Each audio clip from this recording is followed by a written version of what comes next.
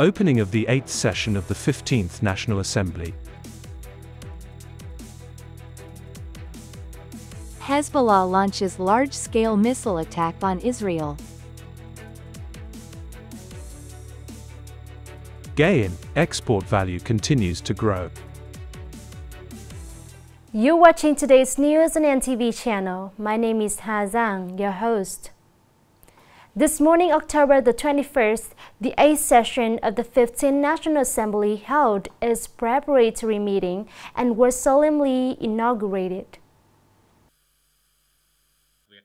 This session has the largest workload since the beginning of the 15th term.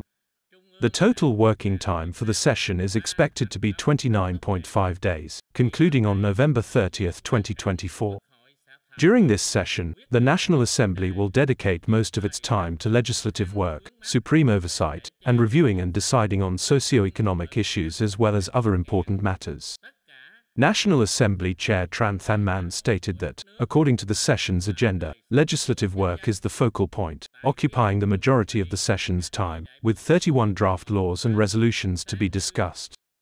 The draft laws and resolutions being reviewed in this session are related to many sectors and areas that are urgently needed in practice and are of great concern to numerous businesses, voters, and the public.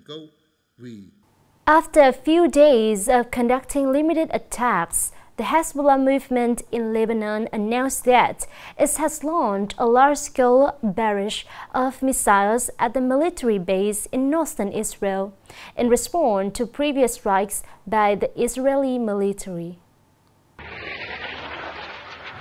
The Israel Defense Forces, IDF, reported that on October 20th, Hezbollah fired over 200 missiles into northern Israel, marking the most intense missile assault in more than a week.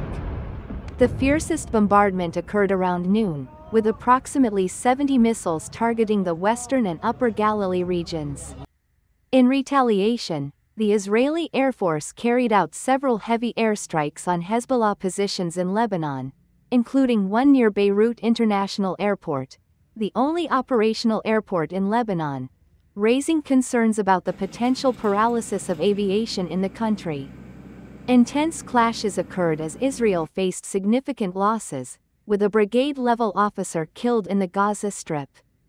This marks the highest-ranking IDF officer to die in Gaza in over a year of Israeli operations there. The Indian Civil Aviation Security Bureau convened an urgent meeting with representatives of airlines in New Delhi to address the sudden increase in bomb threats targeting both domestic and international flights. Sources report that over 30 flights from airlines including Air India, Vistara, Indigo, Akasa Air, SpiceJet, Star Air, and Alliance Air received bomb threats on October 19, raising concerns among Indian security agencies. In the past week, the Indian aviation sector has faced significant disruptions, with more than 70 domestic and international flights receiving bomb threats, causing passenger anxiety and flight delays. However, most of these threats were found to be hoaxes, and all flights landed safely. Coming up next are some of the news.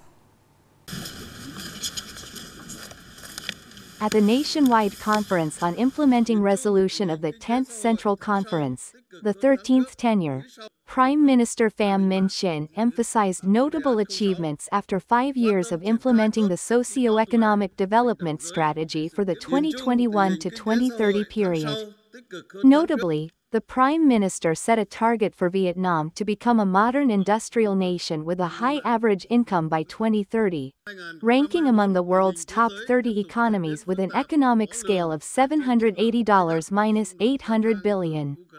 This goal lays a solid foundation for Vietnam to become a developed, high-income, prosperous, civilized, and happy nation by 2045.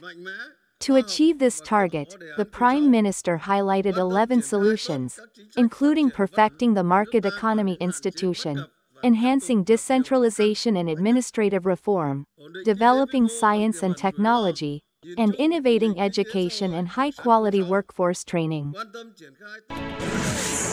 Party Committee of the Ministry, Deputy Minister Last night, the Youth and the Colors of ASEAN Culture Cultural Exchange Forum took place at the Thung Enam Ecotourism Area in Ninh Bình. The program aimed to celebrate the cultural identities of ASEAN countries and to introduce the image, land, and people of Vietnam to ASEAN youth and the international community. It also contributed to educating the younger generation about patriotism, national pride, and the responsibility of preserving and promoting cultural traditions.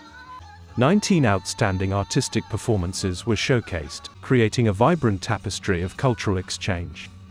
Each performance conveyed inspiring stories about the homeland, country, culture, and people of ASEAN. In line with global trends, the SJC brand in domestic markets opened on October 21st with an increase of up to 2 million Vietnamese dongs per ounce, while gold rings adjusted by approximately 350,000 Vietnamese dongs per ounce. As of 9 a.m. today, October 21st, Doji, Phu Khai, and Saigon Jewelry Company all reported a purchase price of 86 million Vietnamese dongs per ounce and a selling price of 88 million Vietnamese dongs per ounce, reflecting a rise of 2 million Vietnamese dongs. Globally, gold prices fluctuated around 2,723 United States dollars per ounce, up nearly 7 United States dollars compared to the previous session.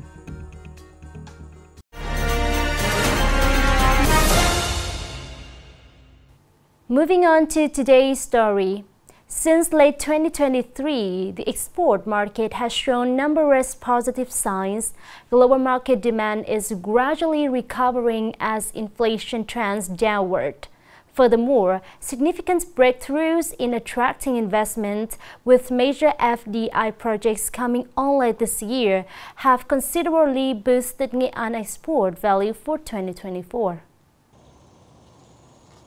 In the first 9 months of 2024, the total export value of goods from enterprises in the province is estimated to exceed 2.3 billion United States dollars, marking a 32% increase compared to the same period last year and achieving nearly 85% of the 2024 target. Several products have seen significant growth in export value. Notably, two categories that have attracted substantial FDI investment in Nghe An in recent years are electronic equipment and components, which increased by 84.4%, and various types of footwear, which rose by 88.1%. This factory produces footwear for export to markets in Europe, Japan, and South Korea. From now until the end of the year, we aim to fulfill an additional order of 600,000 products as requested by our partners. Overall, the export market is wide open, and there are many orders. Although the global conflict situation remains complex, experts assess that the world market is recovering relatively quickly. Additionally, several FDI projects that have invested in Nghe An in recent years are now operational, stabilizing production and contributing to the region's product range, output, and export value. Consequently, the export value of goods from enterprises in Nghe An is expected to continue significant growth this year. Based on the results from the first 9 months and our analysis of product categories and market demand, we foresee a strong growth rate this year, estimating an export value of around 3.1 to 3.2 billion United States dollars, which represents an increase of over 30% and may exceed our growth scenario by more than 17%. Despite challenges from the COVID-19 pandemic and conflicts in the Middle East, Nghe An's export activities have shown positive growth since the start of the term, consistently surpassing targets. With favorable signals from the global market and local production, Nghe An's export value is expected to not only thrive in 2024 but also reach the 4 billion United States dollars target set in the Export Development Plan for Nghe An Province 2021 to 2025, in 2025, the final year of the term. It's the end of today's news. Thank you for watching and see you next time.